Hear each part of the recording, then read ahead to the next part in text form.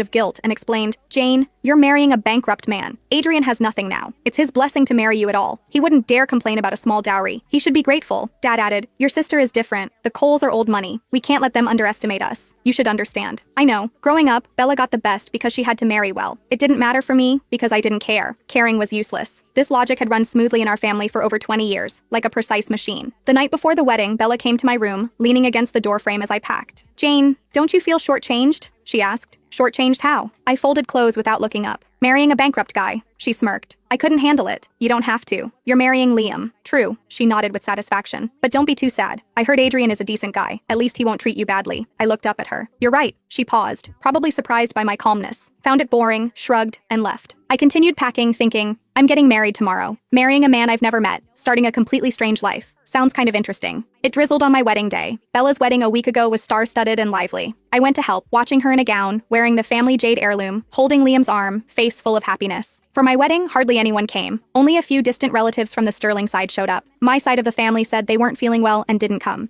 Only a few colleagues I got along with came to support me. I wore the dress Mom prepared, a simple white dress, no veil. The makeup artist was recommended by the restaurant owner, average skills, gave me a light look. I looked in the mirror and thought I looked pretty good. The ceremony was simple. No MC, no flower girl, no complex procedures. Adrian and I exchanged rings under the witness of friends and family. Simple silver rings, probably a few $100s. I saw Adrian in person for the first time. He was taller and thinner than in the photo. He wore a suit that had been washed until it was slightly faded, but his tie was meticulous, his hair neat. There was awkwardness in his eyes, but he tried hard to maintain his dignity. His look was complex, apologetic, yet inquiring. "I'm sorry," he whispered as we exchanged rings, "for making you marry someone like me." I looked at him. This man had beautiful eyes. Even in poverty, his inherent grace couldn't be hidden. "It's okay. I don't care anyway." He paused, then chuckled softly, a smile mixed with indescribable bitterness. After the brief ceremony, we cut the cake, toasted, and collected the few red envelopes. Then Adrian said to me, "Let's go home." Home. The word sounded a bit unfamiliar. Our new home was an old apartment on the outskirts of the city, 6th floor, no elevator. I followed, listening to his heavy footsteps. He looked back at me, guilt in his eyes. "Sorry for making you live in a place like this." I looked around. "It's fine. At least it's quiet." He smiled and opened the door. The apartment was small, about 600 square feet, one bedroom, but it was very clean. Simple furniture, clean curtains, freshly washed sheets drying on the balcony. "I spent yesterday cleaning," he said shyly. "Hope you can get used to it." I looked at this small space and felt it was cozy. "I will." He put the suitcases in the bedroom, then took a stack of crumpled bills from his pocket and placed them in my hand. "This is everything I have right now. $3,000. I'm starting as a delivery driver tomorrow. I should be able to make some money. I'll support you." I took the bills, still warm from his hand. They were smoothed out carefully. Old, but clean. "You keep this money."